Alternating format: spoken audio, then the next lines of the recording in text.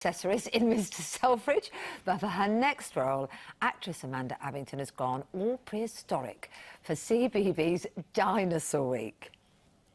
Too big, too small, too no good at all, too pointy, too stony, too Bob, and too Tony. Oh, here it is! No, no smile. That's not my smiley round. And Amanda is here now. This looks like so much fun. I look really different, don't I? You do. They've done a wonderful job in makeup, haven't they? Yeah, we did 52 episodes of that. We've all last year. Me and two other actors called Bob and Keith. Do you really think so? And yes, we play baby dinosaurs for preschool on CBeebies.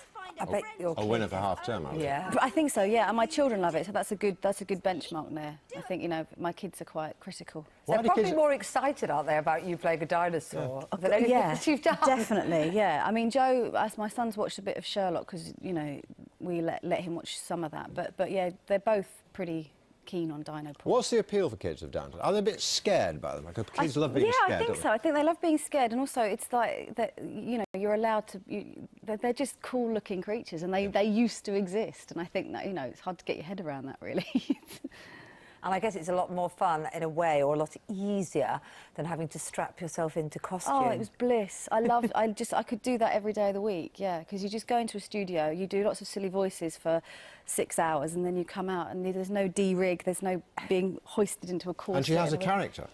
Yeah, and because I do all most of the other female characters in it as well, so I do lots of different voices in it as well, and also another actress called Teresa Gallagher does it. But yeah, so you get to just play with your voice, and it's a gift, really. It really is.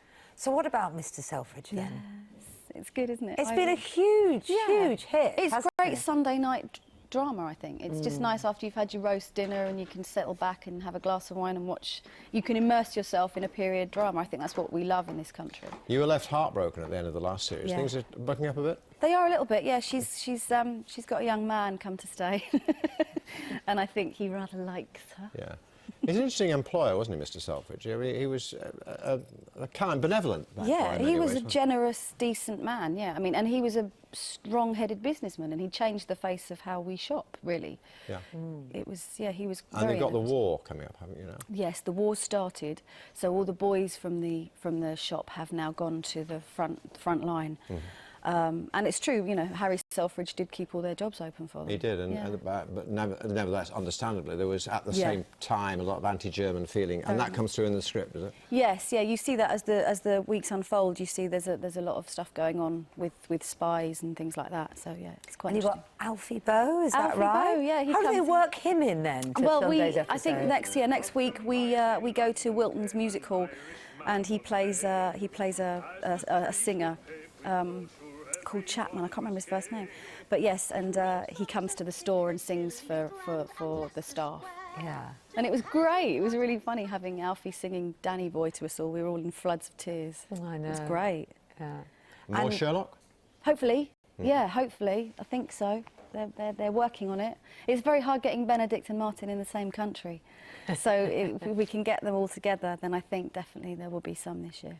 Yeah, and because that really has, I think, grabbed people as well, hasn't it? I mean, before the last series, the kind of internet obsession was extraordinary, really. Yeah, and I think because there was a 2-year hiatus, I think that sort of helped it because people were waiting for it, and because they knew it was coming.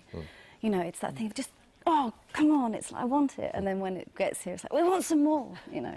And you might say it's hard to get them in the same country, Martin, but you should be able to get Martin in the same room because he's your partner, yeah, you'd think, wouldn't you? Yeah.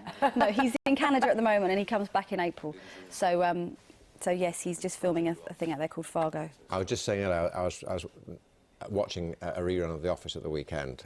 It is so funny. And you tell me, how old is it now, that show? 12 or 13 years. Because that's where you met? Yeah.